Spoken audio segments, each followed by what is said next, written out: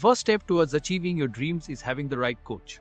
Get the best education with CAD.com Lab and make your AutoCAD do the 3Ds Max. Dreams come true. Download the app now.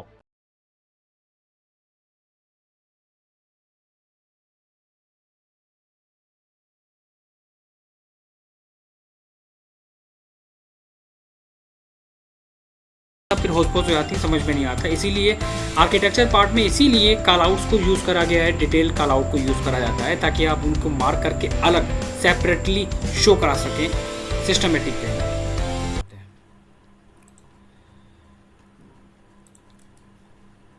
कुछ important चीज़ों के बारे में discuss करेंगे पहले।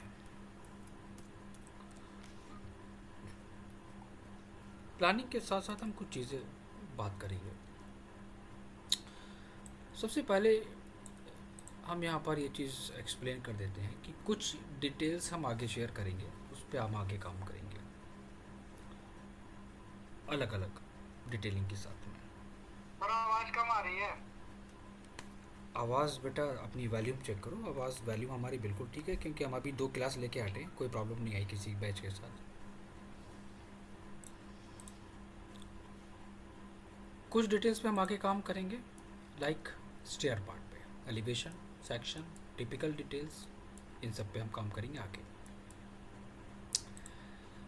Process को पहले समझेंगे कि हमें काम कैसे करना है। सबसे पहला पॉइंट, ड्राइंग के लिए कुछ इंपॉर्टेंट कमांड है जिनको हमें फॉलो करना है।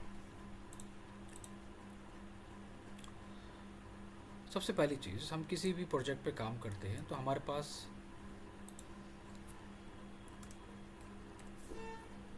लेयर का होना बहुत इंपॉर्टेंट होता है। बट लेयर पे काम करना पहले हम देखेंगे क्योंकि हमारे साथ कुछ बेसिक बच्चे भी अटैच हैं तो हम बेसिक को साथ लेके चलेंगे। टेम्पलेट या लेयर टेम्पलेट या टेम्पलेट ऑफ लेयर भी हम कह सकते हैं। सबसे पहले हम इसको थोड़ा डिस्कस करते हैं। जब हम लोग काम करते हैं किसी भी डिटेल्स पे, प्लानिंग पे, फ्लोर प्लान पे, इंटीरियर पे, सेक्शंस पे, एलिवेशंस पे, किसी भी डिटेल्स पे काम करते हैं, उनके लिए जब हम काम करना स्टार्ट करते हैं तो हमारे पास डिफरेंट टाइप्स ऑफ लेयर्स का होना बहुत इम्पॉर्टेंट होता है क्योंकि हमारे ड्राइंग्स में जितने भी ऑब्जेक्ट हैं, अगर 50 ऑब्जेक्ट हैं तो 50 लेयर्स होनी चाहिए। Different object, different layer, name के साथ। पहले हम डिस्कस करेंगे यहाँ पर बेसिक पार्ट की लेयर को क्रिएट कैसे करते हैं। हम एक छोटा सा एग्जांपल ले रहे हैं कि जैसे कि मुझे एक रूम बनाना है तो उस रूम में हमारे पास क्या क्या रिक्वायरमेंट होगी। हमारे पास वॉल होगी, फर्नीचर होगा, डायमेंशन होगा, टेक्स्ट होगा। तो वर्किंग स्टार्ट करने से पहले जब हम काम करते हैं तो हमारे पास लेयर्स होनी चाहिए या बना ले। पहले हम बनाना सीख लेते हैं। एले एंटर करेंगे। एले एंटर करने के बाद हमारे पास यहाँ पर एक ऑप्शन आएगा न्यू लेयर का। लेयर को बनाते कैसे हैं पहले इसको समझ लेते हैं। आप इस आइकन पे क्लिक करोगे, नाम मेंशन करोगे वॉल। आप जितनी बार क्लिक करोगे उतनी बार एक लेयर्स क्रिएट होती चली जाएगी। तो आपको पता है कि आपके प्लान में या आप जिस पे काम करने जा रहे हो तो वहाँ पर क्या क्या ऑब्जेक्ट होंगे। तो जितने ऑब्जेक्ट होंगे उतनी लेयर आप बनाएंगे इसमें। मैंने एग्जांपल के लिए यहाँ पर ये रख लिया। आपके पास वॉल होगा, आपने यहाँ पर वॉल की लेयर चूज़ करी कोई भी। डोर होगा, आप कोई भी अपनी डोर की लेयर यहाँ पर चूज़ कर सकते हो। टेक्स्ट पे आके इस कलर पे बॉक्स पे क्लिक करके आपने टेक्स्ट की लेयर चेंज कर दी और डायमेंशंस पे आके आपने डायमेंशंस की लेयर चूज़ कर ली। मेरे पास कुछ नेम और कुछ कलर आ गए। मैं इस बॉक्स को यहाँ से क्लोज़ कर दूँगा और यहाँ पर आपको ये जो आइकन नज़र आ रहा है इसे कहते हैं लेयर पैनल, दिस वन। तो इस पे क्लिक करके, जब आप इस पर क्लिक करोगे तो आपको आपने जो लेयर्स बनाई थी उनकी लिस्ट यहाँ पर आ जाएगी। अब आपको क्या करना है, आपको वॉल से स्टार्ट करना है। तो आप क्या करोगे, पहले वॉल को चूज़ करोगे तो आपकी जो वर्किंग है वो क्या होगा, उस कलर से स्टार्ट हो जाएगी। ठीक है, आपको डोर बनाना है, आप डोर क्रिएट कर लोगे। प्लेयर को एक्टिव करने के बाद आपको टेक्स्ट लिखना है, आप टेक्स्ट लिख लोगे कोई भी।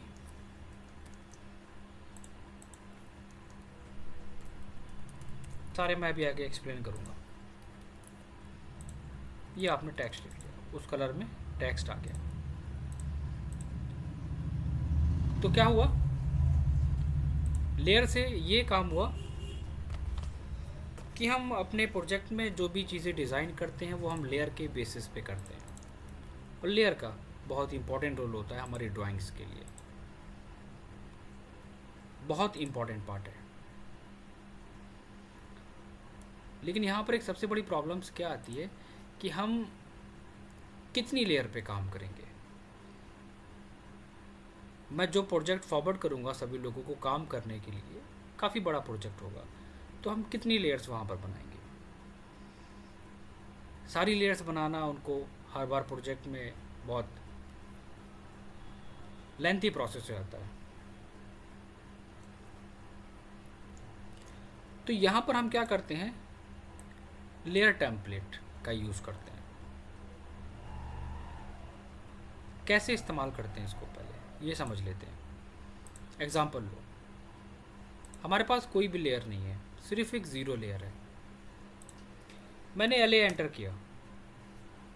जब मैं LA एंटर करूँगा तो यहाँ पर एक ऑप्शन आएगा, layer state manager, Alt+S shortcut है इसका।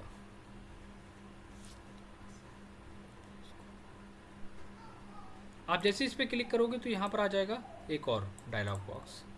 यहाँ पर आपको दो ऑप्शंस मिलेंगे, इंपोर्ट एंड एक्सपोर्ट। तो मुझे इंपोर्ट एक्सपोर्ट में से एक्सपोर्ट तो चूज़ नहीं करना है, इंपोर्ट चूज़ करना है। मैंने इंपोर्ट पे क्लिक करा। बच्चे ज़्यादातर यहाँ पर गलती करते हैं। जो टेम्पलेट में फॉरवर्ड करूँगा उसको अपने डेस्कटॉप पे सेव कर लेंगे। और प्रॉब्लम्स कहाँ पर आती है, जब आप डेस्कटॉप, यहाँ साइड पे आप डेस्कटॉप पे क्लिक करते हो तो वो टेम्पलेट कहीं भी विजिबल नहीं होती है, वो कहीं भी नहीं शो होती है। तो आप क्या करोगे, वहाँ पर ये जो आपको आइकन नज़र आ रहा है नीचे, फाइल ऑफ टाइप, आपको यहाँ पर ध्यान देना पड़ेगा कि यहाँ पर क्या एक्टिव है। अगर यहाँ पर .dwg है तो लेयर की टेम्पलेट शो नहीं होगी हमारी। हमें क्या लेना है, .las लेयर टेम्पलेट। .las लेने के बाद आपने ओपन पे क्लिक करा, ये हमारी टेम्पलेट है, वो ऑटोमेटिकली शो हो जाएगी जब आप .las लोगे। ओपन पे क्लिक करोगे, एक ऑप्शन आएगा रीस्टोर स्टेट या क्लोज करना। मैंने कहा रीस्टोर, ऑटोमेटिक हमारी सारी लेयर्स वहाँ पर आ गई। हम दोबारा लेयर स्टेट मैनेजर पर जाके हम उसी लेयर को दोबारा से एक्सपोर्ट कर सकते हैं, किसी भी लोकेशन को देख के, लेयर का टेम्पलेट नाम चेंज करके, सेव पे क्लिक करके। तो ये हो गया लेयर को एक्सपोर्ट करना और इंपोर्ट करना, पॉइंट नंबर 1। ठीक है, सारी चीज़ों को समझते हुए चलना है। इसके बाद दूसरा पॉइंट, जब हम वर्किंग स्टार्ट करते हैं तो हमारे पास क्या होना चाहिए, line weight, LW enter. Architecture में ये फिक्स है कि आप जो भी ऑब्जेक्ट बना रहे हैं, आप डोर बना रहे हैं, विंडो बना रहे हैं, टेक्स्ट लिख रहे हैं, वॉल दे रहे हैं, डायमेंशन दे रहे हैं, स्पेसिंग दे रहे हैं, कॉल आउट डिटेल दे रहे हैं, सेक्शन का सिंबल दे रहे हैं, वहाँ पर आप प्रोजेक्शन दे रहे हैं, आप कुछ भी डिज़ाइन कर रहे हैं, जो भी डिटेल आप डिज़ाइन कर रहे हैं, वो सारे ऑब्जेक्ट स्टैंडर्ड लाइन वेट पे होनी चाहिए। लाइन वेट का मतलब होता है थिकनेस पे। अब ये इतना बड़ा पार्ट है, इतना डिटेल पार्ट है कि हम किन किन लाइन वेट को याद करेंगे। फर्नीचर आइटम को हम देखेंगे, वॉल को देखेंगे, डोर को देखेंगे, सेक्शन को देखेंगे, फर्नीचर के सेक्शन को देखेंगे, फर्नीचर की डिटेलिंग को देखेंगे, विंडो के सेक्शन को, किस किस को हम याद करेंगे। तो मैं जो लेयर की टेम्पलेट फॉरवर्ड करूँगा उसमें आपको बाय डिफ़ॉल्ट सारे ऑब्जेक्ट की लाइन वेट ऐड होके मिलेगी। पहला पॉइंट। तो हमको लाइन वेट चेंज करने की ज़रूरत नहीं है। यहाँ पर हम उसी लाइन वेट पे काम कर सकते हैं। इन केस अगर आपको लाइन वेट अपनी थोड़ी सी इंक्रीज़ करनी है तो आप लेयर में जाके उस लाइन वेट पे क्लिक करके आप अपनी लाइन वेट को इंक्रीज़ कर सकते हो, राइट। एक बात ध्यान रखना, एक और सबसे बड़ा प्रॉब्लम आती है बच्चे के साथ जब वो काम करना स्टार्ट करता है, वो ड्राइंग्स बनाना स्टार्ट करता है। अब एग्ज़ाम्पल लो,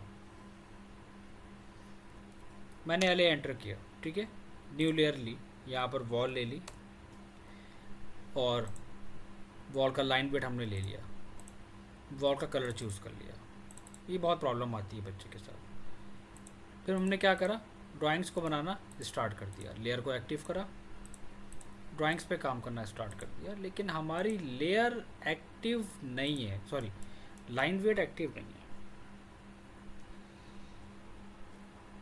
मैं इन दोनों ऑब्जेक्ट को सिलेक्ट करने के बाद भी यहाँ पर लाइन वेट को जितना चाहूँ बढ़ा रहा हूँ, लेकिन उसके बाद भी हमारा वॉल की थिकनेस नहीं ज़्यादा आ रही है। क्यों? क्योंकि हमें इस कमांड से उसको ऑन ऑफ करना है। आपने LW एंटर किया, यहाँ पर आपको मिलेगा डिस्प्ले लाइन वेट का ऑप्शंस। आप लाइन वेट को चूज़ करके ओके करोगे, ऑटोमेटिक आपकी लाइन वेट वहाँ पर इंक्रीज़ हो जाएगी। तो आपके प्रोजेक्ट में ये जो चीज़ें मैं नोट कर रहा हूँ, ये सारी चीज़ें ऐड होनी चाहिए, इसलिए मैं बहुत आराम से पढ़ा रहा हूँ हर एक पॉइंट को। तो लाइन वेट आपको लेयर्स के अंदर बाय डिफ़ॉल्ट वहाँ पर मिल जाएगा, आपको बनाने की ज़रूरत नहीं पड़ेगी, ठीक है। पहला पॉइंट। ड्राफ्टिंग के सिंबल को सभी लोग डिज़ाइन करके रखेंगे।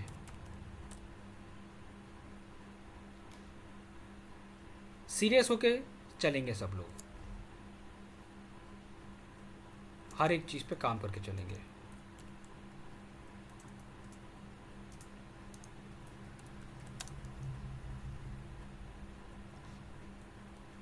वरना कोई फ़ायदा नहीं होगा सीखने से।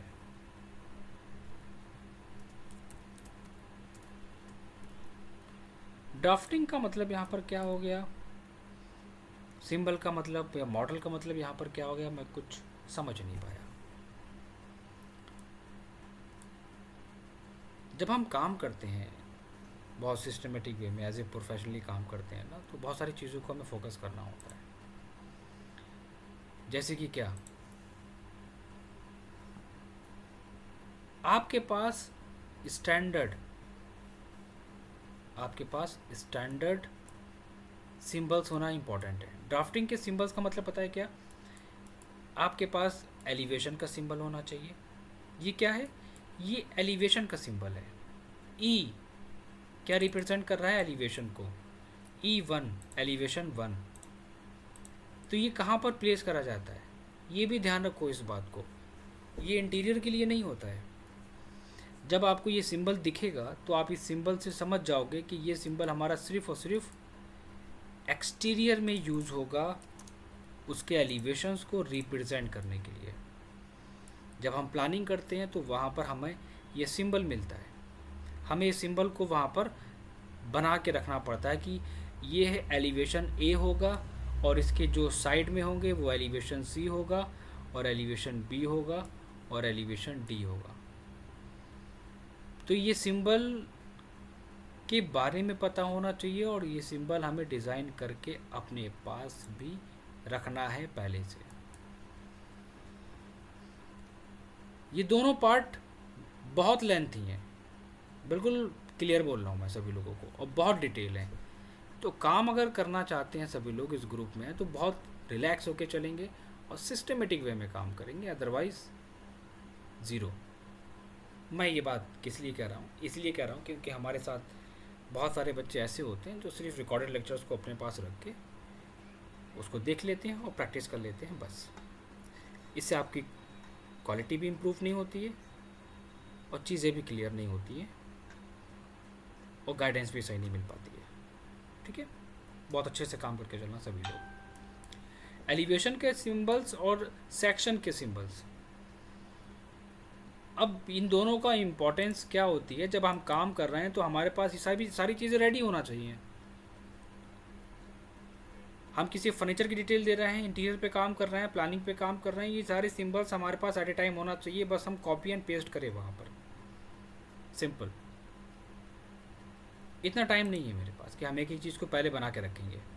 ये दो चीज़ें इंपॉर्टेंट हो गई, सेक्शन का सिंबल्स, एलिवेशंस का सिंबल हमारे पास इंपॉर्टेंट है।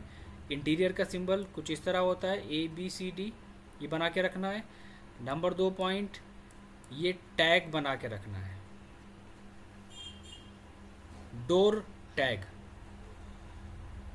वैसे तो आप लोगों ने पढ़ा होगा कि डोर टैग को इस तरह रिप्रेजेंट करते हैं,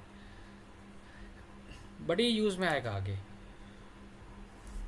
और window tag, call out detail, call out symbol, इसके बारे में एक्सप्लेन करेंगे, इनको बना के रखना है आप लोगों को। फिनिश के सिंबल, इनको डिज़ाइन करके रखना है आपको, और एलिवेशंस के सिंबल को बना के रखना है। ठीक है, चलो अब बात करते हैं हम थोड़ा सा और डिटेल में जाके। हम इन ड्राफ्टिंग सिंबल्स को कैसे बनाएंगे, ये तो बहुत सिंपल सी बात होगी, बेसिक वाली बात होगी, लेकिन यहाँ पर हम कुछ चीज़ें ऐड करेंगे। इन ड्राफ्टिंग के सिंबल्स को बनाने के लिए मोस्टली हम लोग लाइन और सर्कल का यूज़ करते हैं। ठीक है, आप भी वही करोगे, लेकिन ये जो आपको नेम नज़र आ रहा है ना, ये यहाँ पर, वहाँ पर आप क्या करोगे पता है, वहाँ पर आप टेक्स्ट का यूज़ नहीं करेंगे।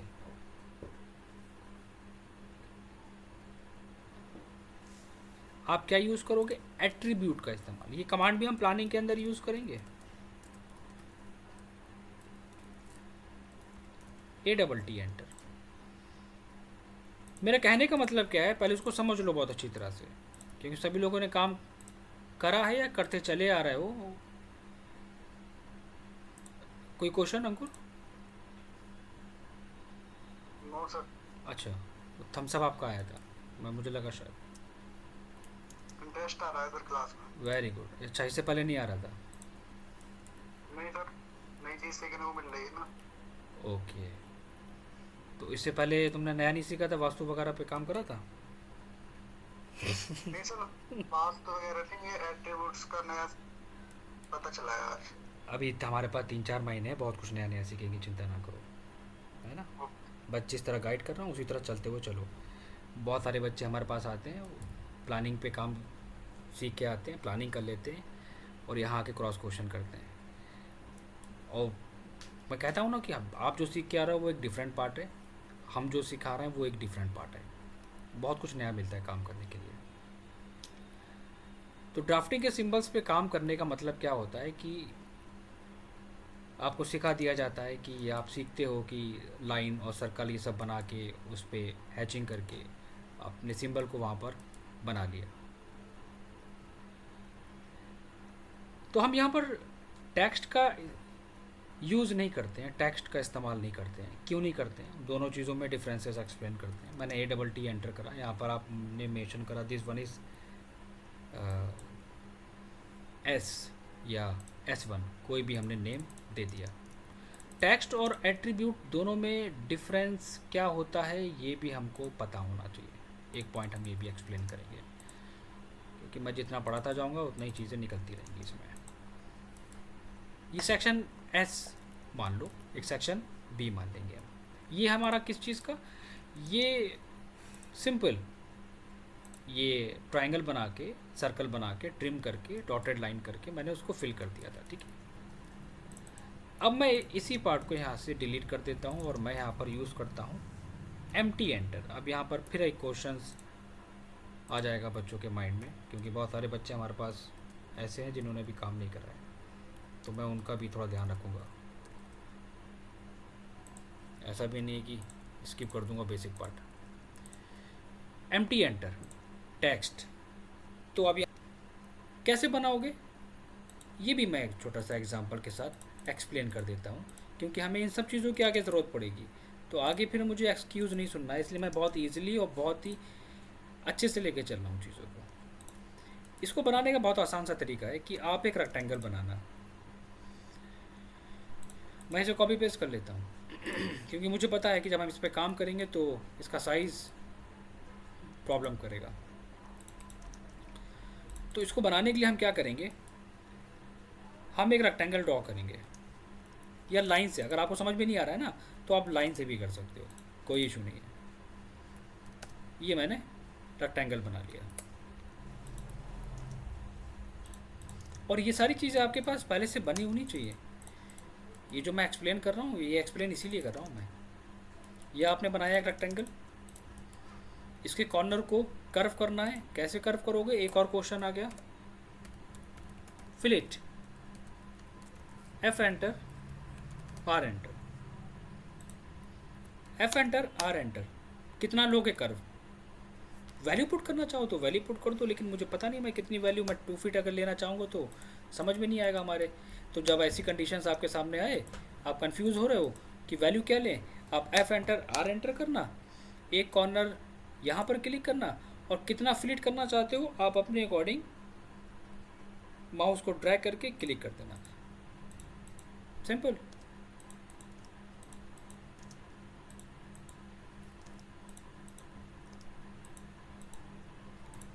अब ये 2 ऑब्जेक्ट हमारे पास हो गए। अब ये हमारे पास ये फिलिट करने में दिक्कत आ रही है।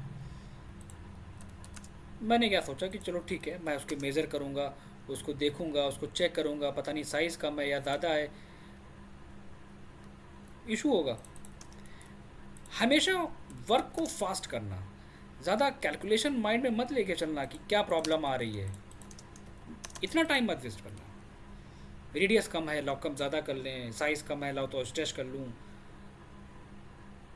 फास्ट काम करो। मैंने क्या करा, उस पार्ट को डिलीट करके उसको मिरर करा दिया, सिंपल सी बात है। फिर यहाँ पर आ गया सवाल एक, मिरर कैसे करते हैं।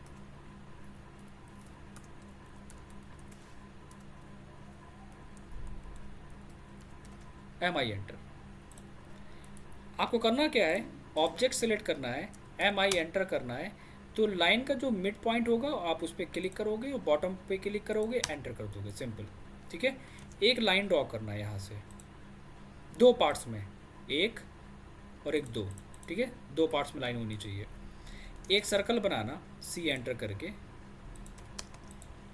और उसको जी डी एंटर करके। फिर एक क्वेश्चन यहाँ पर आ गया कि जी डी का यूज़ क्या होता है।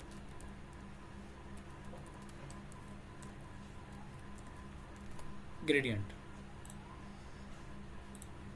यहाँ पर हम क्या करेंगे, उसको फिल कर लेंगे। ये ड्राफ्टिंग के सिंबल्स को डिज़ाइन करने की बात कर रहा हूँ मैं,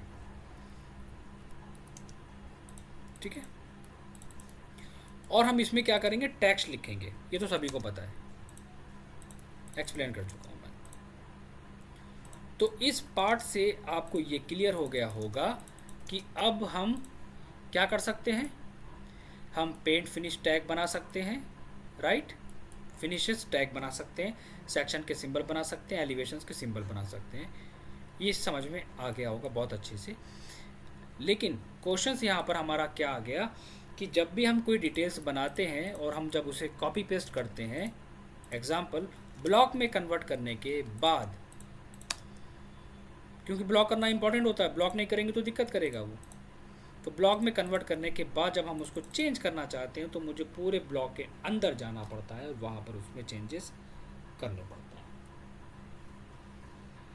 इसलिए हम यूज़ करते हैं किसको, एट्रीब्यूट को। तो दोनों में डिफरेंस क्या हो गया? दोनों में डिफरेंस ये हो गया, एग्जांपल लो, ये PT01 हमारा एक ब्लॉक है, ठीक है। तो मैं अगर इसको कॉपी करके चेंज करूँगा तो मुझे पूरा ब्लॉक बनाना पड़ेगा। अब मैं एक काम करता हूँ, मैं ATT एंटर करता हूँ और यहाँ पर हम मेंशन कर देते हैं कुछ भी, लाइक कोई भी नाम डाल देता हूँ, like this one is paint. Okay करके एंगल, रोटेशंस, सब कुछ चेंज कर सकते हो। प्रॉपर्टीज़ में जाके आप उसकी लेयर चेंज कर सकते हो, लाइन टाइप चेंज कर सकते हो, कलर चेंज कर सकते हो, लाइन वेट चेंज कर सकते हो, एवरीथिंग। देखो अब ये हो गया A, ये हो गया B। मैं इसको सेलेक्ट कर रहा हूँ और डिलीट कर रहा हूँ, ये अभी भी एक ब्लॉक है, लेकिन ब्लॉक होने के बाद भी हम इस ऑब्जेक्ट की डिटेल्स को वहाँ पर ईजिली चेंज कर सकते हैं। Now this one is C, तो वो चेंज कर देगा। कहने का मतलब यहाँ पर क्या हुआ? कहने का मतलब ये हुआ कि एट्रीब्यूट और ब्लॉक का एक कॉम्बिनेशन लेके चलना है।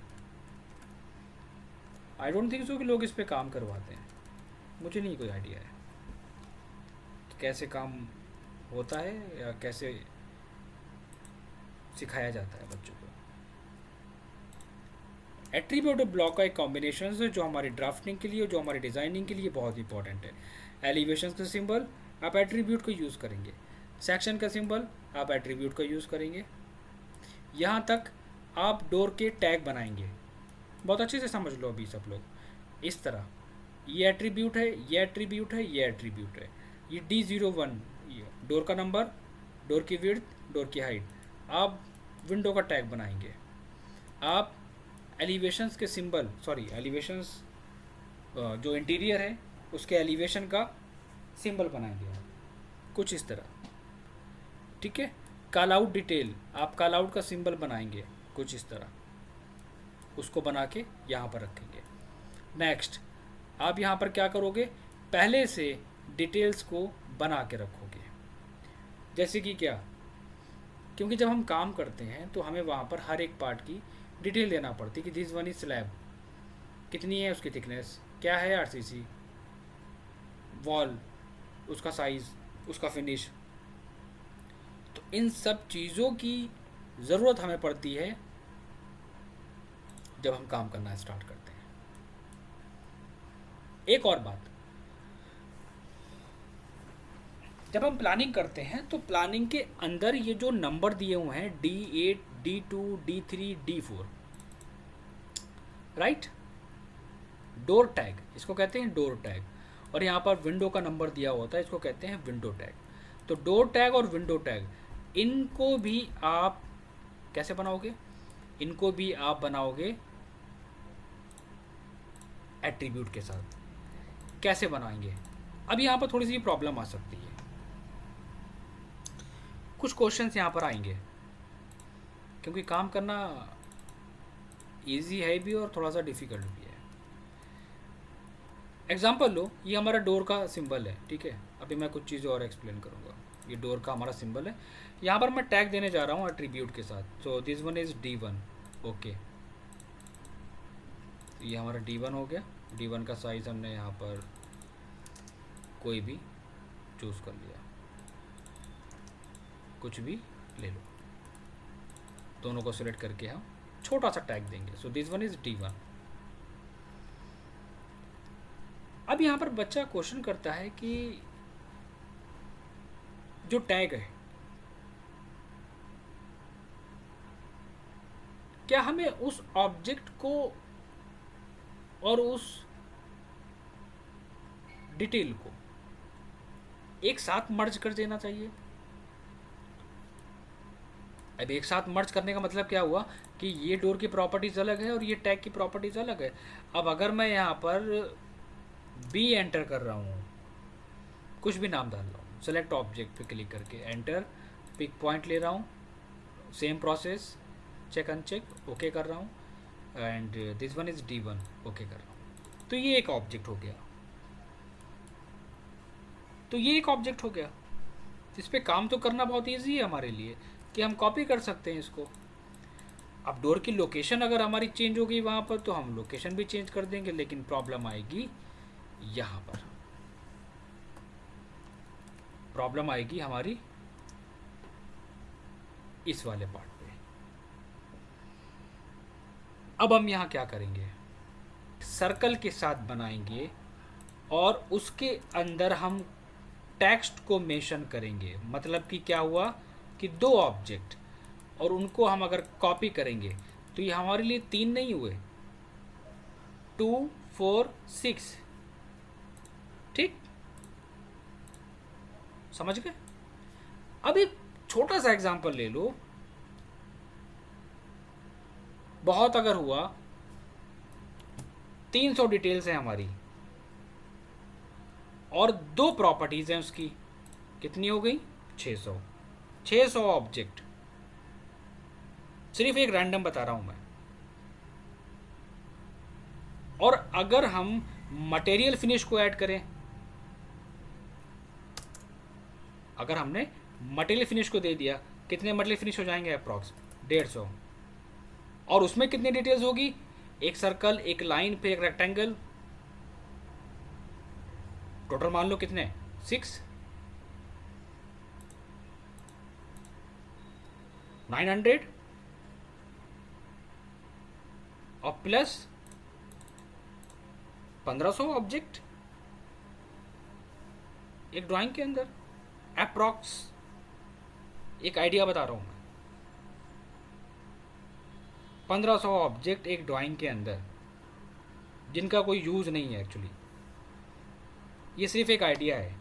बाकी वो सेक्शन का भी सिंबल होगा, ड्राफ्टिंग का भी सिंबल होगा, कॉल आउट का भी सिंबल होगा, डिटेलिंग का भी होगा, उसमें टाइटल बार टाइटल का भी सिंबल होगा, एलिवेशन के नाम भी होंगे उसके अंदर। और जब हम एलिवेशन बनाते हैं तो फर्नीचर की डिटेल भी होती है। तो 1500 हो गए हमारे पास, 15 अगर हमारे पास ये होगा इंटू 2 अगर आपने कर दिया तो 3000। तो डिटेल से ज़्यादा तो हमारे पास नंबर ऑफ ऑब्जेक्ट हो गए। बहुत अच्छे से समझ में आ रहा होगा मैं क्या कहना चाह रहा हूँ। और अगर हमारे पास 3000 हो गए एग्जाम्पल, और अगर हम एट्रीब्यूट का यूज़ करेंगे तो आपके पास उसके हाफ ऑब्जेक्ट बचे। तो आई थिंक सो क्लियर हो गया होगा कि मैं क्या कहना चाह रहा हूँ सभी लोगों को, कि ये पार्ट हमारे लिए कितना इम्पोर्टेंट है। अब बात आती है दूसरी, अभी हमारी बात ख़त्म नहीं हुई यहाँ पर। आप क्या करोगे, फर्नीचर को डिज़ाइन करोगे, क्योंकि मैंने फर्नीचर्स को बता दिया है क्या क्या स्टैंडर्ड होते हैं। अब आपको फर्नीचर को बना के रखना है। कैड के अंदर सभी लोग जो जो मैं एक्सप्लेन कर रहा हूँ, मैं सबकी लाइब्रेरी चेक करूँगा, देन मैं आगे बढ़ूँगा, याद रखना इस बात को। क्योंकि मेहनत जब मैं कर रहा हूँ तो मैं मेहनत करवाऊँगा अभी आप लोगों से। और अगर किसी को मेहनत करने में दिक्कत है वो मुझको बताना, मैं उसको सारे रिकॉर्डेड लेक्चर फॉरवर्ड कर दूंगा, फिर वो आराम से घर बैठ के प्रैक्टिस कर सकता है। आपने फर्नीचर्स को डिज़ाइन करा, ठीक है। जब हम फर्नीचर को डिज़ाइन करते हैं तो वहाँ पर कभी कभी क्या होता है कि हम उस फर्नीचर्स की डिटेल भी ऐड करा देते हैं। Like this one is sofa, एक टैग लगा देते हैं।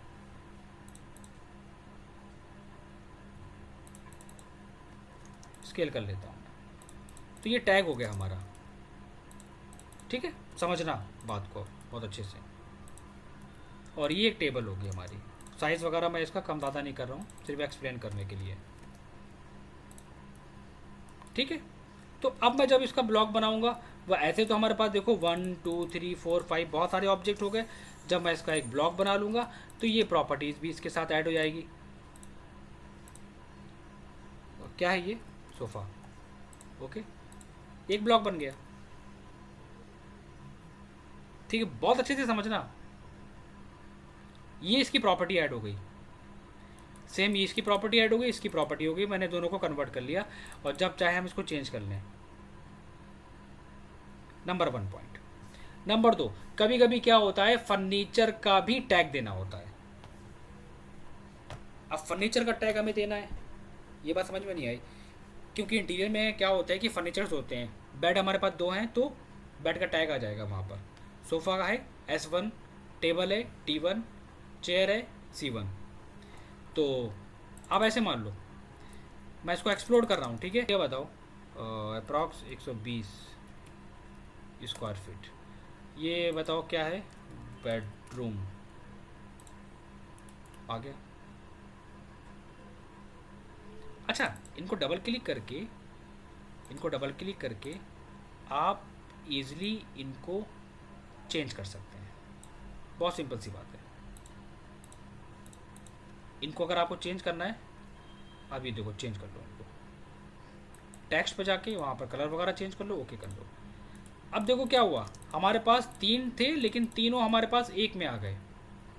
मैंने बेडरूम का नाम भी दे दिया, उसका एरिया भी दे दिया, उसकी डिटेल भी वहाँ पर मेंशन कर दी। दूसरा क्वेश्चन, मैं इन दोनों डिटेल्स को नहीं देना चाहता, फिर मैं क्या करूँगा? आप डबल क्लिक कर दो। ये क्या था, एरिया था, मैंने इसको बैक स्पेस कर दिया। ये B1 था, मैंने इसको बैक स्पेस कर दिया। सिंपल। क्या ये दोबारा इस्तेमाल नहीं हो सकता? आप डबल क्लिक करो, आपके पास प्रॉपर्टीज़ ऐड है, प्रॉपर्टीज़ दे दो, डबल क्लिक करो, नाम दे दो, सिंपल। इतना इम्पॉर्टेंट रोल होता है हमारा एट्रीब्यूट एंड ब्लॉक का।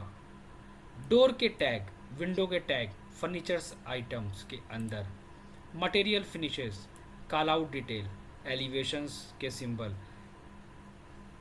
डोर के डिटेल टैग, सेक्शन के सिंबल्स, ड्राफ्टिंग सिंबल्स में हर एक चीज़ आपकी वहाँ पर होनी चाहिए, मटेरियल फिनिशेस से लेके हर एक पार्ट तक। मतलब आपके पास ये ओवरऑल ड्राफ्टिंग के सिंबल्स होना इम्पॉर्टेंट है, अदरवाइज आप काम नहीं कर सकते। तो मैं यहाँ पर एक बात फिर से रिपीट करूँगा, फर्नीचर के स्टैंडर्ड ब्लॉक्स बना के रख लो पहले से, क्योंकि जब हम आगे काम करना स्टार्ट करते हैं ना, तो टाइम बहुत कम होता है हमारे पास और वर्क बहुत ज़्यादा होता है। ड्राफ्टिंग के सिंबल,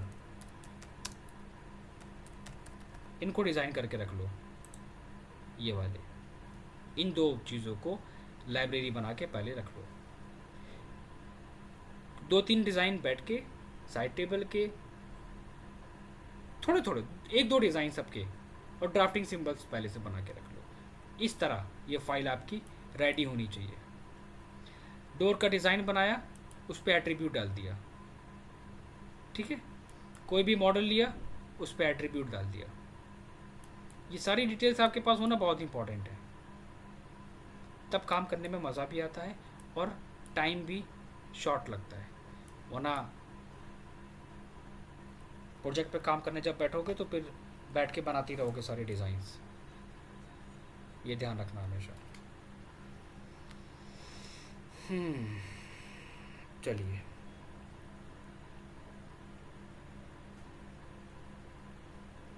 समझ में आया सबको? पहले तो मैं ये बता सकता हूँ थम्स अप के साथ, किस किस को समझ में नहीं आया?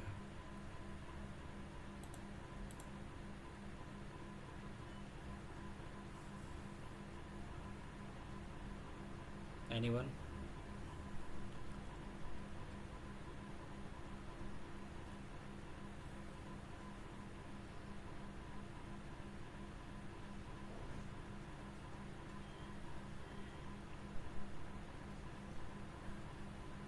क्लियर हुआ? ओके। संजय, अंकुर, Satyajit, Nandini,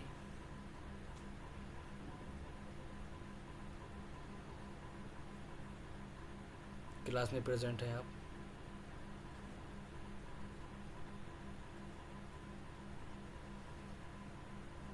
yes sir. Okay, तो सारी डिटेल्स। सर ये हाँ बताइए, एक डाउट था। बोलिए।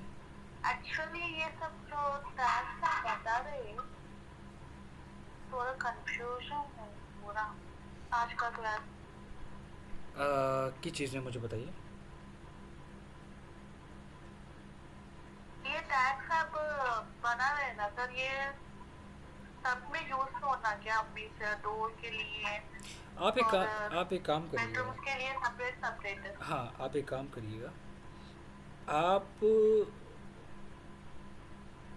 सिर्फ डोर के टैग और विंडो के टैग बनाइएगा, और बाकी डिटेल्स पे आप काम मत करिएगा अभी। सिर्फ ठीक है सर। डोर के टैग और विंडो के टैग, क्योंकि आपके लिए थोड़ा सा बहुत ही डिफरेंट पार्ट है ये। ठीक है? ठीक है। हाँ, बस ये बाकी लोगों के लिए। बाकी डिटेल्स मैं शेयर करता हूँ, सभी लोग काम करना स्टार्ट करें, और ड्राइंग्स कंप्लीट करने के बाद मेरे पास शेयर करें, मैं चेक करूँगा सभी लोगों का, देन मैं स्टार्ट करूँगा प्लानिंग का पार्ट सभी लोगों का। ठीक है, चलिए, thank you very much, thank you.